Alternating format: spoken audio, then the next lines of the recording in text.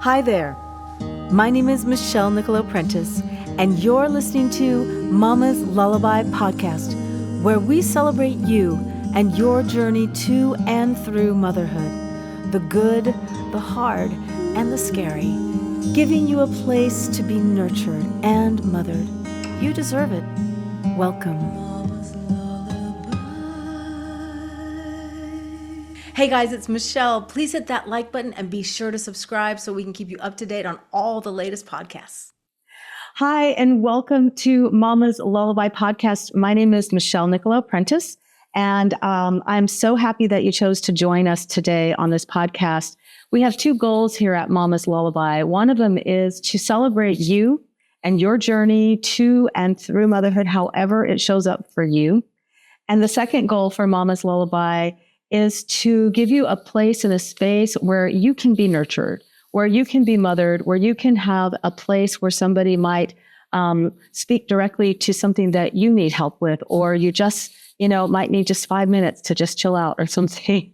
Our goal is to bring professionals in the field of emotional health and physical health, and also other mothers and other people who have mothered children, have been there, done that, to give some maybe sense of history of what maybe helped them and the things they wish they knew back then. So it might help you in your motherhood journey, and just also for pure enjoyment. So today I am super excited because I have a dear friend here who actually lives in, where are you living now? Are you in? I'm in Idaho, southern Idaho. Okay, but town called Buell. Okay. So you're moving, right? To Arizona? Are you moving to Arizona? Well, my husband wants to do the like a snowbird thing. So we're not going to be moving there per se, but we'll be spending time there in the winter. Gotcha. Okay. You're going to be snowbirds. So I wasn't sure where she was living because I knew she was going to be traveling a little bit. But anyway, Nicola Vitkovich, I met her. My gosh, how many years has it been? It either been 2014 or 2015 when we were doing our training. Okay. So what we're going to talk about today is a process, many processes, because Nicola is an avid learner and she has been certified to do so many amazing therapies and processes to help people with their lives, to make their lives better and to heal parts of their lives that aren't working anymore. And I met her at a training called FasterEFT, which is a process that helped me so immensely in my life way back then, 2015, I guess it was. With anxiety. I had such horrific anxiety, and I tried so many things to get rid of it. I tried supplements, I tried practitioners, I tried talk therapy. I tried a lot of things, and things helped a little bit, but it didn't really solve the problem until I found FasterEFT. And I hired the man who sort of culminated all these other processes and put it together, and he calls it FasterEFT, Robert Smith, who was our teacher. And I had a session with him, and that 1-2 hour session I had over Zoom literally changed my life. And once I had that shift, I realized that I really needed to learn to do this process and help other people and help my family and whoever needed it, and myself. So I met Nicola at the training, and I thought she was I just was like fascinated by just, first of all, her beauty, and then just her sort of openness and willingness to learn and to help. And she just has a huge heart, and she's amazing at what she does. She's helped me a ton. And I'm just so happy to have you here on Mama's Lullaby podcast. Thank you for taking the time. I'm thrilled to be here, Michelle. It's so amazing to look back and see how far we've come since we met. Yeah, for sure. I'm going to have you tell a little bit about yourself, a little bit about your story, how you came to all this self-help and healing and changing your life, because your life is quite drastically different from when I met you. In a lot of respects. So tell us a little bit about you and how you came to all these wonderful processes. Well, much like you, I was struggling with anxiety. It had been a lifetime thing for me. My earliest memory was actually a panic attack. That was my first memory I have at 3 years old. I didn't know what it was. Wow. I didn't know that's what it was. I remember reading a book much later, and it described a panic attack. And I was like, oh, that's what that thing is. That's what this is that I've been having. And so that's how I found Robert Smith and FasterEFT also, because I was at a really rough point in my life. I had moved to Las Vegas and got married, and my husband, turns out, ended 14 years of sobriety just before I moved from New York to Las Vegas. Oh, gosh. And the way life just turned upside down. And so as I found tapping very soon, probably within 2 months of moving out there, and it helped me cope. Right. So it made a difference. But like you, I had tried therapy, I had done all the things, and I found traditional long form tapping, the tapping summit. It was probably 2 years later that I found FasterEFT and Robert Smith's basically rebirth and combination of these techniques. And that's when I started to actually unravel the root cause of my panic attacks and anxiety, which was memories, childhood memories. So that, and learning the techniques, I changed from being a personal trainer, helping people's bodies, to doing this as a coach. I call myself a memory whisperer because that's what I'm really doing, is I'm helping people get rid of those painful memories so that they can be free, because that is, I would say, the seed of our behavior is our memory. And when we clean those up, then we change for the better. Yeah. And, it's so interesting because I heard someone say the other day, you can't change the past. You can't change the past, and you can't change what happened, but you can change how your mind represents what happened. And you can change the energetics of it in your body, how it runs. I always tell people, it's like Robert Smith said the first day of class, I don't know if you remember this, you probably do, but he probably says it to every class, there's nothing wrong with any of you. You're all working perfectly according to your programs. And that's exactly, he says, you learned how to do these things to create this particular issue, and based on what's happened in your life. And so can you talk a little bit about sort of what this process is, how does it work, and how do we change our memories, and how does that help us? Oh, that's a great question. So first you have to identify the memories that bother you. So what Robert teaches us is, how do you know you have a problem? That's the first part, is just go into how you know, and you're going to find proofs and references. And that could be those are going to be the feelings and sensations in your body that make these things real, and experiences, past experiences. So we're going to identify what those are, and you're going to create a pattern interrupt. That's the beauty of FasterEFT, is you aim at the problem and then you interrupt it. And that can be with tapping. It can be with all different kinds of things. You can do it with a tongue twister. You can do it by getting up and doing jumping jacks. It doesn't really matter how you interrupt it, but you're going to aim and then you're going to interrupt it, and you're going to keep doing that, testing and going back in until the mind changes. It's like messing up a record, scratching a record until it will not play anymore. And when you continue with this process, what happens is that the brain literally changes how it holds the memory. So you're right. We're not changing the past, but we're changing how we represent it inside of us. We're changing what it looks like, what it sounds like, how it feels to you. And that changes how you feel about yourself. 100%. I think the most aha moment for me when I started learning this was how our brains kind of work, right? So how is it that something happened 25 years ago and I can think of it today and it's like it's happening right now, right? And it seems crazy, right? But like a computer, and this is kind of how I describe it to people, a computer has programs in it that are installed. And when you're trying to do something on your computer and it's not working right because there's something running in the background of the computer that is messing up what you're trying to do, you have to uninstall what's running and install a different program. And that's kind of what we're talking about here, right? And so my biggest thing with mamas is that I was a young mom. I had a lot of trauma growing up in my childhood, not because I was beat or anything like that, but my dad was sick and I had a lot of trauma seeing sickness and death and things like that. And it created a lot of belief systems in me about being safe, not wanting to get sick. I mean, it created a lot of stuff. And I think had I understood, or had my mom and dad had these tools, my life would have been totally different. Let's talk about that a little bit. Why I'm passionate about like sharing these ideas with you out there, because I didn't know about this. And I think there's, EFT has become a much larger, the tapping solution. They brought it really to the forefront of the world, and a lot of people know what it is now. But in the day, nobody really knew what it was. It was kind of this off the beaten path. It's a weird looking thing. Yeah, you look totally bizarre. What are you doing? How can this help?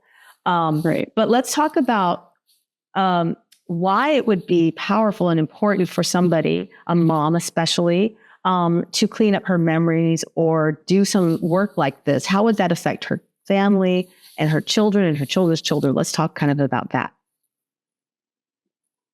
So I went to see Wayne Dyer. Well, I went to a Hay House thing back in probably 2015, maybe the same time I went to do my FasterEFT training. And he held up an orange on stage and he said, "What do you get when you squeeze an orange?" And he didn't actually squeeze it, but it's like you get orange juice. And the whole point was whatever's inside when life squeezes you is what comes out. That was a really powerful understanding for me, because we just aren't our best selves.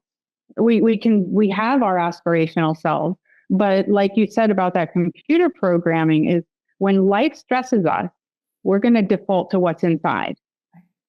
And as a parent, I can't tell you how many times my mom said, "Do as I say, Nikki, not as I do." Right? Yep. But the thing is, we have to understand that we don't learn by what we're told. We learn by what is modeled for us, and that becomes our programming. Yep. So my mom worrying all the time, mom and dad fighting all the time, like screaming, I mean, huge fights. These are the things I learned. I don't know how to call it, but the cold shoulder, like if they were upset at you, you would just get ignored. Even if you went up to them and spoke to them, they would turn their back on you and walk away. And this could go on for weeks, months. I think my parents did it to each other for a year once. Wow. Very unsettling in the household. And these were things they learned from their parents, from their family. And as much as we want to repeat and be better, next time I'm going to be nicer, or next time I'm going to stay calm. When you get stressed, you're in a trance and you go to your default programming, which is usually the stinky stuff that has the emotional charge in the past. Right. So that's why it's so important to go in and address the memories. It's the things that you saw, the things that you heard, the things that you felt. Because if you don't release them, you are going to repeat them. Right. And that means your children are going to learn the same exact things, and it's going to continue, that all those patterns continue. But when you find the memories, when you release them and they're changed how you hold them and represent them inside, that's when your behavior changes. Because what's inside, when you get squeezed, is what's going to come out. Oh, that's such a perfect example, because, I see people, and I've said this myself, like, well, I would never do that when I'm a parent. I'm never going to do that to my kids. And yet I absolutely did the very thing that I said I would never do. And I didn't even realize I had done it. Okay. Right. And so and this is not to vilify our parents, because here's the thing. We do what we know. We are all doing the best we can with what we know and what we hold inside. And that is why it is so important to clean up what's inside, because then we get to choose. Like, we get to choose how we want to feel, think, and experience our life. When we don't have these, we get to choose our programs, right? We didn't get to choose what programs we wanted in the day. And our parents didn't get to choose what programs they wanted, and their parents, and so on and so forth. And I think this is how we will create generational healing and emotional intelligence, because this process can be taught to someone to use on themselves. It's not, you're not going to come to us for 30 years every week. You don't need to. I mean, some people just like to have someone else chap on them and take care of all the memories. If they want to do that, that's up to them. But you don't have to, and that's the beauty. That's what I loved about this, was that when I'm done working with somebody, I teach them how to use it on themselves. And then they use it, they have everything they need right here. Yeah. Yeah, you learn personal power and control, which is the greatest tool any of us could have. Mm-hmm. Yeah. I think I remember thinking when I first learned this, I also was turned on to EFT, and I did the long form, all the different things, different places. And it did work, but it seemed like it took a really long time and to go through the whole process over and over. And when I was just looking online one day and I saw FasterEFT, I was like, oh, faster would be better, you know? I remember thinking that too. And I remember I took a little Post-it. I would watch all the videos of Robert working with somebody. And I'd watch the transformation right in front of our eyes. And I remember taking a Post-it and writing and making a little face. And I marked all the places he tapped. And then I wrote down all the things that he said. And I remember thinking, on my deathbed, if I'm scared, I can do this. I can use this to clear the fear or whatever. I was thinking, such interesting thoughts. But like just the fact that I felt like I have something that I can do myself. I don't need somebody on the outside to help me. I can do this myself. So a lot of times when we're in anxiety, we're by ourselves. It's all in our heads, you know, it's happening inside of us. And you're like, who can help me out of this, right? You can. Yeah, you can help yourself. Yeah. And you've learned a lot of other processes over the years that are also extremely helpful that you've integrated into your sessions and things, right? So maybe today also, I would love to share some simple things that people could do, and so they could kind of experience this a little bit themselves, and then we can talk about sort of whatever else you think is important to talk about, that would be helpful for someone out there, but. Let's take them through a little process of some sort. Sure. One of the things I like to do with people is teach them how to tap for a positive emotion that they want to feel to help them release something. And one of the most popular ones is calm, just tapping for calm, which is really simple. So you know the tapping points, but everyone might not. So we'll just refresh it. So we're going to be using the eyebrow point, the side of the eye, under the eye, and then the collarbone. And then we have what's called a peace anchor, where you squeeze your wrist, take a nice deep breath in, relax it out, and say peace. When you do that, you can drift off to a happy memory, a nice happy moment. And so I start with an aiming question. Like we said, with FasterEFT, you're going to aim. You're going to aim at either what you want to change or aim at how you want to feel. That's how I think of doing it. And aim is just meaning tapping, and then we're going to check again. When you say I'm going to use an aiming question. You just mean I'm going to use a question. You're going to focus. Yeah, that's what you mean by aiming is focusing. Thinking of what you want. Okay, all right. You could be noticing a picture, an image, words, sensations in the body, any of those things. So I use an aiming question, which is 0 to 10. How calm am I feeling now? Okay. And then a number pops into your mind, and 0 would be not calm at all. And then a positive 10 would be you're totally calm. Mm-hmm. So if you ask yourself that question, 0 to 10, how calm am I now? Where would you say your answer is? Just your first thought. 7. Perfect. Mine is an 8. And then we're going to tap. So you can tap at the eyebrow point and repeat after me. I release and let go of anything. I release and let go of anything that blocks me from feeling calm now. That blocks me from feeling calm now. And side of the eye. Wherever it came from, I let it go. Wherever it came from, I let it go. Whoever I was acting like, I let it all go. Whatever I was acting like, I let it all go. Collarbone. I'm safe as I let it go now. I'm safe as I let it go now. I give myself permission. I give myself permission to feel more calm now. To feel more calm now. And then squeeze that wrist. Take a nice deep breath in. Relax it out. Peace. You could think of a happy memory. When I'm working on myself, I'll usually say a tongue twister in between. You are really good at those tongue twisters, I gotta say. They distract me. So I'll give us a really good hard one. I want to hear a really good. You want a really good hard one? Yeah, okay. A really good hard one. All right. You know New York, you need New York, you know you need unique New York. You know New York, you need New York, you know you need unique New York. Is that it? Exactly. And I'll say it 3 times in a row because I find most of us can do one tongue twister once and still hold on to where we were. But if you do it 3 times in a row, you have separated from whatever you're doing inside. You've just literally got to press pause on whatever your internal trance is and completely focus and commit to that tongue twister. like kinesthetically and mentally, and you're hearing yourself say it too. So I find that it's a really great way to interrupt and then go back into what I'm tapping for. So then we've done that 3 times. And we'll go back in and say 0 to 10, how calm am I go to? Oh, I think we had. Mine went up to a freeze. 10. Hang on one sec. I think we had a little freeze. Did we freeze? We did. All right. Okay. Let's do tangerine. Okay. So when you say aim, you're focusing on it, and then you're going to we're going to check again. Okay. Yep.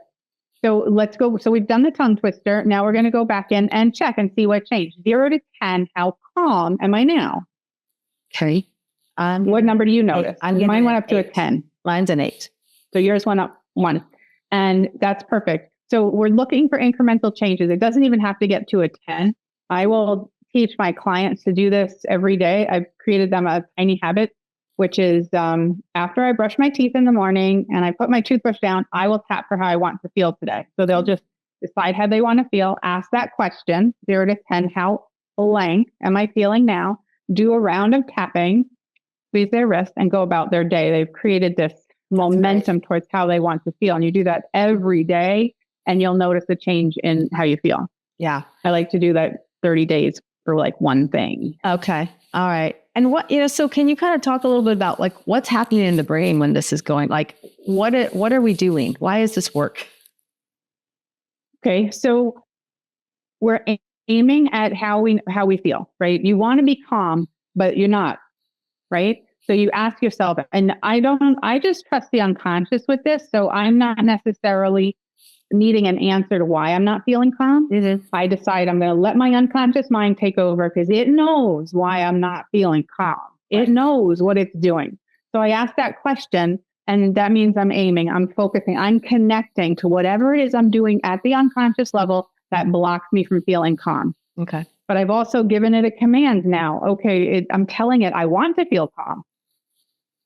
And then we interrupt it. So when we're doing the tapping, you're focusing on the sensation of your fingers, you're repeating those statements, and you're interrupting that process inside, whatever it is. And then you do the peace anchor. I like to add the tongue twisters because it just adds me another layer of interruption there. Right. Another, like Robert calls it, defractionation. And then we go back in and check again. And since you've interrupted that trance, the more you interrupt, the more you scratch the record, the better you feel. Right. And I love giving somebody a way to just feel better. Like, say nothing really big is going on in your world right now, but you'd like to, up your peace, up your happiness, up your excitement or confidence. Yeah, whatever it may be. Yep. That's a great, I don't usually hear people come in and say, I just want to up my confidence. I usually work with people that are having issues and they want to clean it up. But I love this because not everybody has trauma. Everybody has some sort of trauma to a certain degree of their childhood just by being alive. You might have seen something that was horrible on TV and it stuck with you, or, something like that. But a lot of people do have a lot of trauma from childhood, and we're not browbeating the parents for it. It's just, this is just life. And so, but giving one of the main things that I've learned, so I've also done, in addition to all of Robert Smith's trainings, I've done something called havening technique. Yeah, I love that technique. Yes, let's talk about that too. Yeah, it's what they call it, a bolt-on technique. So if you're a therapist, a nurse, a dentist, a coach, anything, you can. My goodness, she has grown so much. She is beautiful. I know she really is. Okay. I can't believe how much she's grown. Okay. So it's a bolt-on technique. So you can use it with everything that you do. And I consider it a defractionation, right? It's a way of changing focus. One of the things that I've learned, though, about trauma is one of the key things that makes trauma is inescapability. So many of us, when I look back on childhood, I'm 56, so trauma wasn't used as a word. It was kind of reserved to shootings, people that went to war. They had PTSD and trauma, and everything else was not. But when you look at it through the lens of inescapability, now we understand why so many things can be perceived as trauma and be encoded in the amygdala as trauma. Because as a child, you can't escape. Right. You don't have the luxury of getting away or running away. You're there. You know, so your caretakers, your very survival is dependent upon them, and you can't escape. So it's so easy for things to be encoded in the amygdala as trauma as a result. So just understanding why and how, and that is never to vilify the parent, because you don't necessarily understand how your child is processing something, because they're experiencing the world from their own unique lens and then making meaning for things in their own unique way. 100%. This makes me think about when my kids were babies and I was a new mom. And, you know, you'd hear stories about people who abused their children or killed their babies, you know, and you just think, oh my gosh, what monsters would do this to a child, right? And then you get into a state of no sleep. Your baby's crying and crying and crying. You're exhausted. You're at your wit's end and you just want them to stop crying. Yep. And I saw how somebody who maybe really had no skills at all to deal with emotion, like what was in them, what happened to them as children, and you get in that pressure-filled experience or event, how you could hurt a child that you love so dearly because you could break if you don't have some sort of there were times I just had to walk out of the room because I was so frustrated and I was like so upset at myself for even feeling that way. Right. Of course. And that doesn't help. That makes it compounds it. Right. Exactly. So, you know, this is being human. And that's why I think it's so important to have skills, to have tools, so that when we get in a place or a state of frustration, fear, anger, worry, where I can't escape, whatever it is, I have a way to deal with it. And and then you can teach this to your children, which is so beautiful. Yeah. The havening, when I have sessions with you and you taught me the havening, that was like, I think the first time you taught it to me, it was the week. No, I don't remember. It was a time where Mark was in the hospital and they gave him, he had this big surgery and they gave him this medication that he shouldn't have been given. And it immediately made him start shaking. And then that just totally wigged him out. And then he started having a full-blown panic attack. And I had just run home to get a shower and my son John was there with him. So poor Johnny had to experience this whole thing with him. And when I got back, like 35 minutes later, he was still just I couldn't get him to calm down. And I was trying to tap on him, but that didn't help. And I remembered the havening. And so we did the havening. That's what calmed his system down. And it was so simple. So I would actually love to share that with people, that simple sort of thing that you taught me, where we went back and forth with the ABCs of the different animals. Sure, we can definitely do that. That was something. And I've done that with another gentleman friend of mine who was having a full-blown kind of panic attack on an island somewhere, and they FaceTimed me. And it brought him out of the panic. So sometimes, different modalities are extremely helpful in a time like that, when you're alone and you don't know what to do and there's no one to help you. Yep, we'll definitely do a round of havening. And I want to add in, you can do this without the distractions just by listening to soothing music and add the soothing touch. It's very powerful because sometimes people don't know what to say. Yes. Okay. That's very common. So I wouldn't not do something because you don't have the words. You can just put on a song that soothes you and add the soothing touch. Okay. And that will work as well. Because then you don't have to add that any. The havening works with both sides of the brain, right? Is that what we're doing? Can we talk a little bit about that? Havening, what is happening with the havening is that you are producing delta waves. The soothing touch produces delta waves in the brain. And when the delta waves do? Yeah, what do they do? They're the same brain waves that we have when we're sleeping. Okay. Now, when the brain produces delta waves, it allows for depotentiation of they call it, give me a second, an event-specific biologic marker is what happens in the amygdala when something is traumatically encoded. So that means there's receptors that are put on the end of your nerve cells so that when that trigger happens again, it creates a response. But without those receptors, when they get dissolved due to the havening touch, that change is permanent. So you can experience the trigger, but there's no longer a response because there's no receptors there to transmit that trigger, that arousal, right? Okay. So the soothing touch is what does that. It allows for that depotentiation of a traumatically encoded event in the amygdala. So there's 3 different places that we can use that soothing touch. There's the face. So it would be palms on the face. And you can even do that with the hair, right? Mm-hmm. But that's one. Mm-hmm. Then there's just from the shoulders down to the elbows. And we focus just on a downward motion. It'll still work if you do this, but that's not really soothing. Right. This is soothing, right? It's a nice and gentle, soothing touch. Mm-hmm. And then also the hands that you can do this way. It could be this way. It could even be like you're washing your hands. Like that. And we just again want to emphasize that it's soothing. So it's, I don't know, like 1 second per centimeter, they say. Okay. Is that? So you're not like rushing yourself. Right. Yeah. It doesn't work if you go faster. Probably will work a little less. So same with the tapping. Tapping doesn't work if you go harder. Wow. Right? Yeah. I know Mark said one time, he's like, what about fastest DFT where you just punch someone in the forehead and they get knocked out? Knock them out. And that's a way to, sure. I think they'll still have their problem when they wake up. I think so. But so much like with the FasterEFT, we want to aim at what we're changing. So you're just going to notice, is it stress? I'll do this before bed at night just to de-stress. So 0 to 10, how much stress do I have from the day? And I'll get a number. Okay. But it could be anything. Are you worried?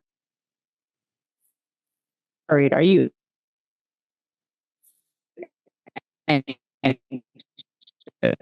Just whatever it is that's there. 5-10 because now we're accessing wait 1 sec. Wait 1 sec. We are having technical difficulties again. Okay. So let's go back to we'll go back to, are you stressed? Are you worried? And then they'll have a cut from there. Okay. Tangerine. Yeah. So what we're going to do is we're going to aim once again, because before we start to do the intervention using the havening, we want to check and see what changes. So what's the before state? 0 to 10, how stressed or anxious or worried are you feeling? And then we're going to check and see what changed at the end. Okay. Now, while we do the soothing touch, we want to distract the mind. So it's very similar to FasterEFT and the defractionation. We're going to just distract the mind so that we're not producing the problem at the same time as we're releasing it. We want to really get the mind very busy and allow the soothing touch to do its natural work. Okay. So we've aimed 0 to 10. How stressed am I feeling? Whatever it is, you just notice your number. Mm-hmm. And then we're going to busy the mind and just start that soothing touch. Now, you like the alphabet game, as I call it, so we can go from A to Z and do women's names. You can start with A. Okay. Ananya. Betty. Catalina. D. Deirdre. I love that name. I love her too. She was on my podcast. E for Elizabeth. F for Frida. G for Gabrielle. H for Harriet. I for Ingrid. Sorry, J. J for Jasmine. K for Katina. L for Laura. M for Mickey. I'm going to go with N for Nicola. I like it. O for Octavia. P for Paula. Q for Quintavia. I like it. R for Rhoda. S for Samantha. R for Rhoda. T for Tina. It's to U for Eunice. Yeah, there's not many with you, are there? Eunice. T-U. What about Eunice? Okay. V for Victoria. W for Juanita. No, that's not W. Winnie. That's a good one too. I bet you there's someone that spells I'm Juanita with sure a there. W. Why not? Maybe, People like to be different, right? That's true. W, X for Shante. Y for Yvonne. Z for Zena. I like it. That's good. Now, imagine you're on a beach. Okay. Do you like the beach? I love the beach. Perfect. And if you don't like the beach, you can imagine the woods. But we're going to put ourselves on the beach, and you're going to walk 20 steps along the beach, counting your footsteps. So I'm going to let you count out loud to that. Okay. So I'm seeing the footsteps as I'm doing this in my mind, right? No, you're making the footsteps. You're feeling the beach under your feet. Right. Walk. Okay. 1, 2, 3, 4, 5, 6, 7, 8, 9, 10, 11, 12, 13, 14, 15, 16, 17, 18, 19, 20. Good. Now, often I'll ask people to sing a little bit or hum. Anything you think of that you might want to sing? Just a few bars. It doesn't have to be a whole song. Let's see. How about a Mama's Lullaby song? That's what I was thinking. Evangeline, go to sleep. Rest your eyes till tomorrow. That's beautiful. And so I'm thinking it would be lovely if people listen to one of those wonderful lullabies while they add some soothing touch, and they will feel just so much better. It's a great idea. So now you can take a break and check in. You would check in and aim 0 to 10. What is that stress, worry, or fear now? Mm-hmm. And you'll notice a pretty dramatic change. Mm-hmm. Very much so. So if you're alone and you don't have someone to go ABC, you just do the ABCs yourself. You're just like, okay. Yeah, but you just do the distractions yourself. Okay. And, I like to do the alphabet game. I will play, I'll be on the beach walking or in the woods walking or walking upstairs or in my mind playing a tennis match or imagining doing ball slams, just throwing the ball. It's just, we're looking for something verbal, something physical, even though you're always counting out loud, and then possibly some singing. Sometimes I'll do, again, tongue twisters, or I'll say the alphabet out loud 2 times. We just find roughly 3 distractions. One can be moving, like you're counting movements. Right. Another can be a song or reciting something. Could be a recipe. You could be reciting, making a recipe out loud. Okay. Something like that. Okay. And I like the alphabet game a lot. Yeah, I like that too. That's simple. It seems like you can do that with food. You can do it with names. You can do it with places, names. Yeah, and it really does get you focused. It really it's because you're like, what? That's very, very powerful. I love that, and there are times in a day for all of us where we surely could use that. Bring it on down. We need to de-stress the body. I teach my clients about emptying your stress bucket. Like inside, we have a metaphoric stress bucket. And if you check in, you can tell 0 to 10, how high is that stress in that bucket? And what happens if you don't? Think of the bucket under the sink when there's a leak. What happens if you don't empty your bucket? Yeah, overflows. It fills out. So again, that's what becomes that. What do you get inside? What's in an orange? What do you get when you squeeze an orange? You're not emptying your stress bucket. It will overflow. And then it's not our aspirational selves that overflows. It's our unhealed self that overflows. Right. So yeah, absolutely. Wow. That's so incredibly powerful and amazing and so simple at the same time. It's complex and yet so simple. Simple, but not easy. Definitely. And to remember to do it. It's like, Oh, when I'm in the midst of something, I may not remember to tap or to Hayden. And I notice like my shoulders will be up here and I'm like, oh my gosh, just the thoughts that are going on in your head as you're doing the dishes.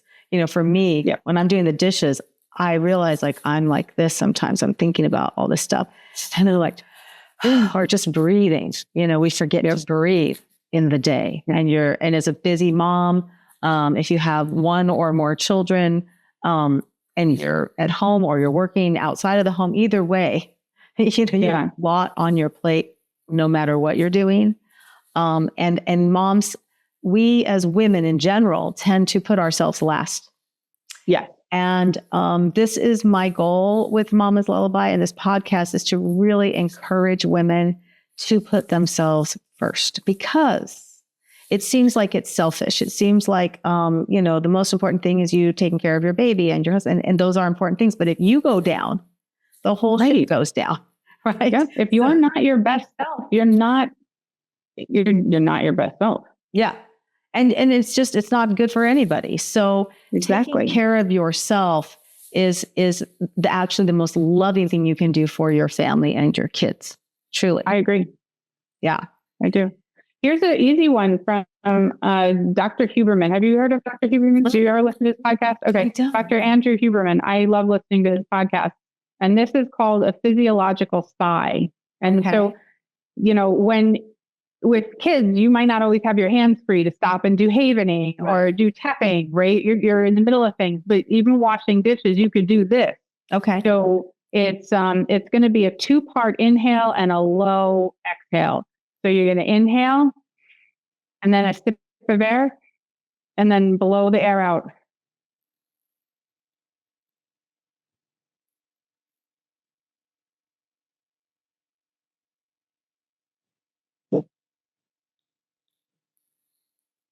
Allow long exhale.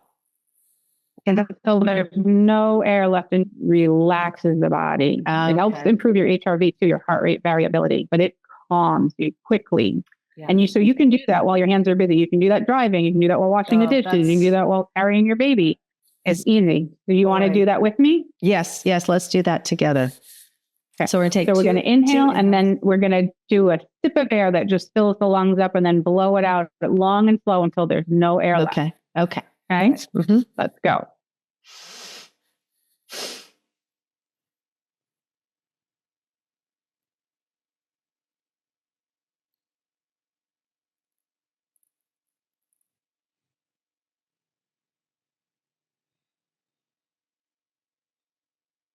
And that's it. And then notice how you feel. Wow. That's amazing. Yeah, that's a physiological sigh. Right. And the exhale brings the blood pressure down. The slow and long exhale, I've heard, for people that have blood pressure issues. It's a relaxant, right? It's relaxing. So relaxed. Vessels. And Oh, that's so awesome. Well, we have been on here a bit now. I could talk to you forever because you have such a wealth, and I would love to have you on again if you would agree to do that. I would be thrilled. Talk about other amazing things. But is there anything in closing that you would like to say to our mamas out there and anyone who's watching that's not even a mama, that's maybe some daddies are out there watching, or, whoever, I don't know who all's watching, but this is just for all people. So is there anything else you would like to say in closing? Gosh, I don't know. I didn't even rehearse something for that. So that's fine. That's okay. It's totally fine. Yeah, no worries. I'm just so grateful that you're out there. And so you're one of the people that, and when we have our Mama's Lullaby not fundraisers, it's a 501c3. We're going to have a 501c3 nonprofit. And in that nonprofit, our goal is to make sure that women that want to do this work have the availability to work with someone like you. They may not be able to afford your full price, but you need to be paid your full price. And so we're going to help them out with whatever they can pay, and then we'll pay the rest. And so that they can work with people like you and learn and heal and be able to teach their children. That's amazing. And that's our goal.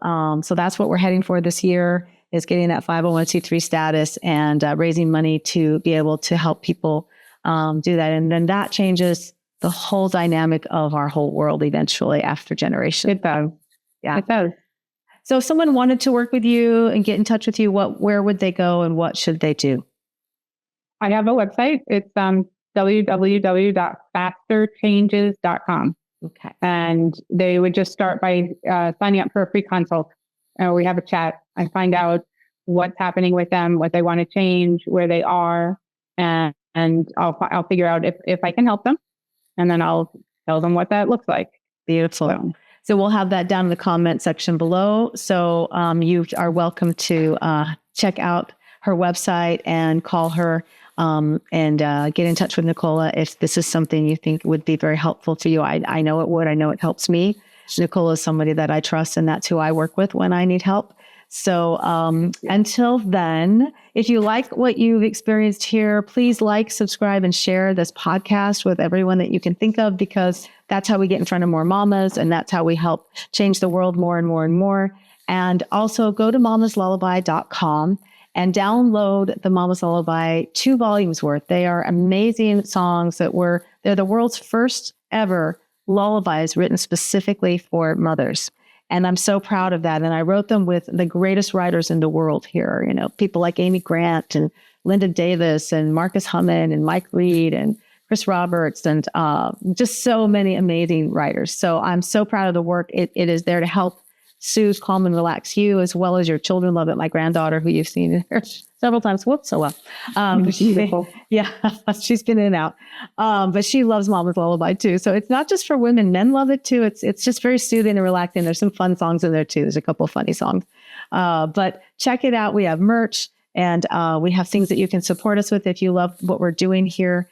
And until then, please take good care of yourself. Put yourself first. Put yourself first on the list. You deserve it. You're important. Your job is the most important job in the world. You are raising humanity. So bless you. I wish you love and joy and happiness and calm and peace, and utilize these processes that you learned today. They will really help you.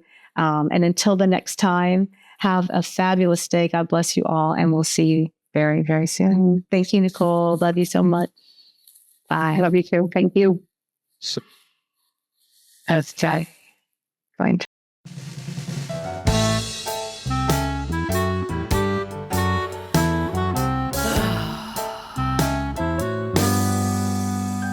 It's been one long, eternal day. No bath, no food, no pay. You've been crying since 2, don't know what else to do. You're fed, you're dry, you're okay. But I'm losing it. This is not my finest hour. I'm losing it. I just need 5 minutes in the shower. Don't call the white coats yet, but I'm losing it.